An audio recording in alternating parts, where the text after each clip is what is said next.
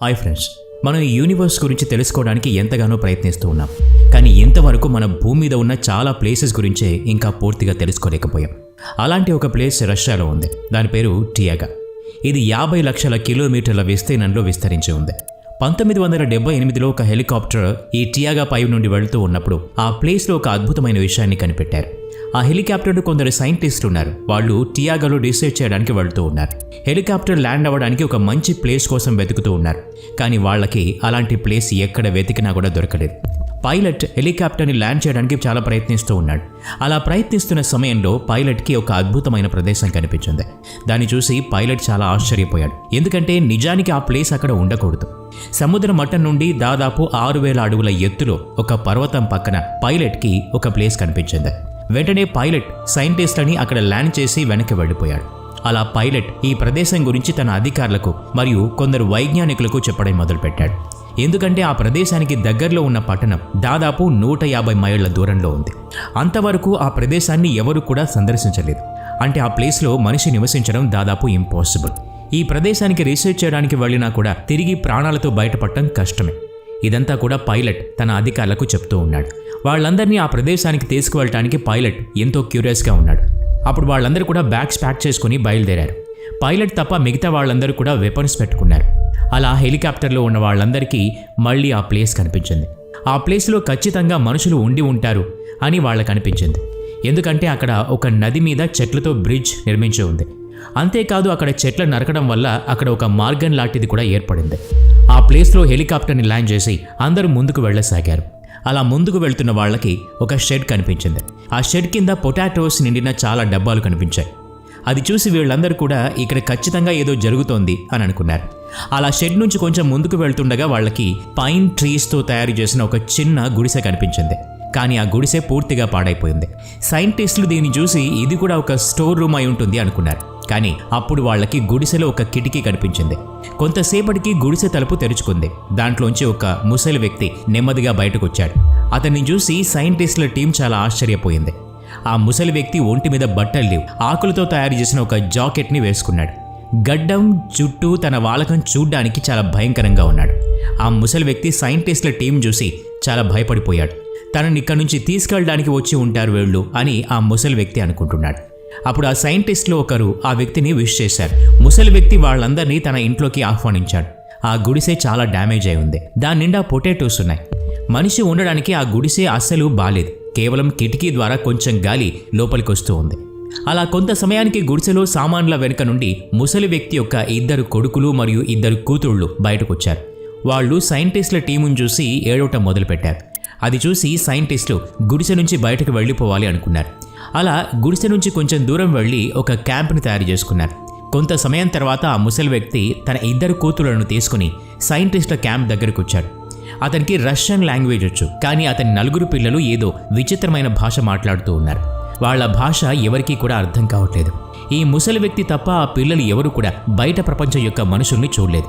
సైంటిస్టుల team వాళ్ళకి చాలా ఆహారం ఇచ్చింది. కానీ 2 అమ్మాయిలు వాళ్ళు ఇచ్చిన ఆహారాన్ని తీసుకోవడానికి ఇష్టపడలేదు. ఆ తర్వాత సైంటిస్టులు ఒక బ్రెడ్ పీస్ని ముసలివాడికి చూపించి మీరెప్పుడైనా దీన్ని తిన్నారా అని అడిగారు. అప్పుడు ఆ ముసలి వ్యక్తి తిన్నాను, కానీ నా పిల్లలు మాత్రం బ్రెడ్ని ఇంతవరకు ఎప్పుడూ చూడలేదు. అది విన్న తర్వాత సైంటిస్టులు ఈ ముసలివాడి కుటుంబాన్ని ఇక్కడే వదిలేయటం మంచిది అనుకున్నారు. అలా అక్కడి నుంచి ముందుకు వెళ్ళిపోయారు. అలా కొన్ని సంవత్సరాలు సైంటిస్టులు ఆ ముసలివాడి కుటుంబాన్ని మీట్ అవుతూ ఉన్నారు. అతని గురించి అలాగే అతని ఫ్యామిలీ గురించి స్టడీ చేస్తూ ఉన్నారు. ఆ ముసలి వ్యక్తి పేరు కార్ప్ లికో. ఒకానొక సమయంలో ఇతను కూడా రష్యాలోనే ఉండేవాడు. కానీ ఎప్పుడూ కూడా ఇతను రష్యాలో ఉన్న ధర్మాల్ని నమ్మేవాడు కాదు. దాంతో వాటికి వ్యతిరేకంగా మాట్లాడుతూ ఉండేవాడు. ఇది నచ్చక రష్యాలో ప్రజలు అతన్ని బాగా ఇబ్బంది పెట్టేవారు. అతని మీద ఎక్కువగా ట్యాక్సెస్ వేసి డబ్బు వసూలు చేసేవారు. ఒకవేళ ట్యాక్స్ కట్టలేకపోతే రష్యన్ గవర్నమెంట్ అతని గడ్డాన్ని తీసేసేది. అయితే రష్యన్ రెవల్యూషన్ వచ్చిన తర్వాత రష్యన్స్కి పవర్ వచ్చింది. అప్పుడు ధర్మం పేరుతో మోసాలు ఇంకా పెరిగిపోయాయి. తప్పక కొన్ని వేల మంది రష్యన్స్ సైబీరియాకు వెళ్ళిపోయారు. ఇంకా అక్కడ ఉన్న వాళ్ళని జైల్లో పెట్టడం లేదా చంపేయడం చేసేవారు. ఇదంతా 1936వ సంవత్సరానికి సంబంధించింది. ఆ సంవత్సరంలో లీకో తన బ్రదర్ వాళ్ళ విలేజ్లో ఒక చిన్న దుకాణం నడిపేవారు. అలా ఒకరోజు కమ్యూనిస్టులు ఆయుధాలతో వీళ్ల మీద దాడి చేశారు. ఆ దాడిలో లీకో యొక్క సోదరుడు మరణించాడు. వెంటనే లీకో తన ఫ్యామిలీని తీసుకుని అడవిలోకి పారిపోయాడు. అతని భార్య కొన్ని సంవత్సరాల క్రితమే మరణించింది. అతని పిల్లలు చాలా చిన్నవారు, బయట ప్రపంచాన్ని వాళ్ళు చూడలేదు. లీకో తన దగ్గర ఉన్న బైబిల్తో తన పిల్లలకి పాఠాలు చెప్పేవాడు. ఈ కథంతా విన్న సైంటిస్టులు ఆ పిల్లలకి గుర్రాన్ని చూపించారు. బైబిల్లో గుర్రం గురించి తెలుసుకోవటం వల్ల వాళ్ళు గుర్తుపట్టారు. కానీ బయట మాత్రం గుర్రాన్ని ఎప్పుడూ చూడలేదు. సమయం గడుస్తున్న కొద్దీ ఆ ముసలివాడి కుటుంబం అడవి లోపలికి వెళ్తూ ఉంటుంది. అలా వెళ్తూ వెళ్తూ వాళ్ళు గ్రామం నుంచి 120 మైళ్ళ దూరాన్ని చేరుకున్నారు. అంత దూరం వచ్చిన తర్వాత ప్రపంచాన్ని మరిచి జీవించడం వాళ్ళకి అలవాటైపోయింది. బట్టలు లేకపోవటం వల్ల ఆకులతోనే ఒంటిని కప్పుకునేవారు. ఎందుకంటే వీళ్ళు నివసించే ప్రదేశం చాలా చల్లగా ఉంటుంది. ఈ కుటుంబం ఎలాగో పొటాటోస్ను పండించి వాటిని తిని జీవితాన్ని గడుపుతూ ఉంది. 40 సంవత్సరాల నుంచి పొటాటోస్ తినే ఈ ఫ్యామిలీ జీవిస్తూ ఉంది. ఆ తర్వాత పైన్ నట్స్, స్ట్రాబెర్రీస్ కూడా సంపాదించడం మొదలుపెట్టారు. అప్పుడప్పుడు వీళ్ళు వేట కూడా వెళ్లేవారు. ఇక్కడ ఆశ్చర్యం కలిగించే ఇంకో విషయం ఏంటంటే లీకో చిన్న కొడుకు వేటాడంలో ఆరితేరినవాడు. ఈ బాలుడు తన వేట వెనుక పరిగెడుతూ దాన్ని చంపేంత వరకు ఊరుకోడు. అలా అడవులతో పాటు కొండల్లో కూడా పరిగెత్తుతూ ఉండేవాడు.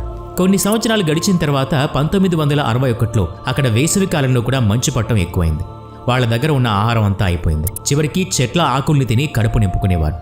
కొన్ని రోజులకు ఎండ వచ్చింది. వాళ్ళ చుట్టూ ఉన్న మంచుని క్లీన్ చేశారు. తిరిగి ఎప్పట్లాగే జీవించడం మొదలుపెట్టారు. తిరిగి పంటలు పండించి కొంత ఆహారాన్ని సంపాదించారు.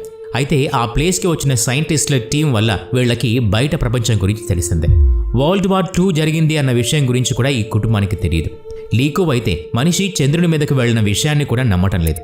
కానీ లీకోకి శాటిలైట్స్ గురించి కొంచెం తెలుసు. అలా తన పిల్లలకి శాటిలైట్స్ గురించి చాలా చెప్పాడు. ఈ కుటుంబం వాళ్ళ గ్రామాన్ని వదిలి వచ్చే సమయంలో రష్యా శాటిలైట్స్ని లాంచ్ చేసింది. లీకో ఇద్దరు పిల్లలు సైంటిస్టులతో చనువుగా ఉండటం మొదలుపెట్టారు. సైంటిస్టుల నుంచి ఎన్నో విషయాలు తెలుసుకోవటం మొదలుపెట్టారు. అలా వాళ్ళకి అప్పట్లో ఒక బెస్ట్ టెక్నాలజీ గురించి చెప్పారు. లైక్ రేడియో, మెగాఫోన్ లాంటి వాటి గురించి చెప్పారు. అలా ఈ కుటుంబం సైంటిస్టులతో మంచిగా మాట్లాడటం మొదలుపెట్టింది. సైంటిస్టులు లీకో కుటుంబం కోసం ఒక కొత్త ఇంటిని నిర్మించారు. ఇంకా బట్టలు, ఆహారం మరియు చాలా వస్తువులు ఇచ్చారు. ఆ తర్వాత ఈ కుటుంబాన్ని సైంటిస్టులు హెలికాప్టర్ ఎక్కించి వాళ్ళ ఇంటికి తీసుకెళ్లారు. ఇంట్లో ఉన్న టీవీ చాలా వింతగా చూశారు. దానివల్ల ప్రమాదం ఉంటుందేమో అనుకున్నారు. ఎప్పుడైతే బయట ప్రపంచంలో అడుగు పెట్టారో అప్పటి నుంచి ఈ కుటుంబం యొక్క అంతం మొదలైంది. అడవిలోని ఆహారం అలవాటవ్వటం వల్ల బయట ప్రపంచంలోని ఆహారం వీళ్ళకి పడలేదు. అందువల్ల లీకో ఇద్దరు పిల్లలకి కిడ్నీస్ ఫెయిల్ అయ్యాయి. దాంతో వాళ్ళిద్దరూ చనిపోయారు. ఆ కొన్ని రోజులకే నిమోనియాతో చిన్న కొడుకు కూడా చనిపోయాడు. అలా 1981 కల్లా ఈ కుటుంబంలో 3 చనిపోయారు. తర్వాత కొన్ని సంవత్సరాలకి లీకో కూడా చనిపోయాడు. మిగిలిన ఒక అమ్మాయిని తన గ్రామానికి వెళ్ళమని సైంటిస్టులు చెప్పారు. కానీ ఆమె నిరాకరించింది. అలా ఆమె మళ్లీ అడవిలో నివసించడం మొదలుపెట్టింది. ఇప్పటికీ ఆమె వయసు 70 సంవత్సరాల కంటే ఎక్కువే ఉంటుంది. కానీ గత కొన్ని సంవత్సరాలుగా ఆమెను కలవడానికి ఎవరూ వెళ్ళలేదు. ప్రస్తుతం ఆమె ఎలాంటి పరిస్థితిలో ఉందో కూడా ఎవరికీ తెలియదు. ఈ వీడియో నచ్చినట్లయితే లైక్ చేయండి, షేర్ చేయండి. ఇలాంటి మరిన్ని వీడియోస్ కోసం ఈ ఛానల్కి సబ్స్క్రైబ్ చేసుకొని బెల్ ఐకాన్ మీద క్లిక్ చేయండి. నెక్స్ట్ వీడియోలో మళ్ళీ కలుద్దాం. Thanks for watching.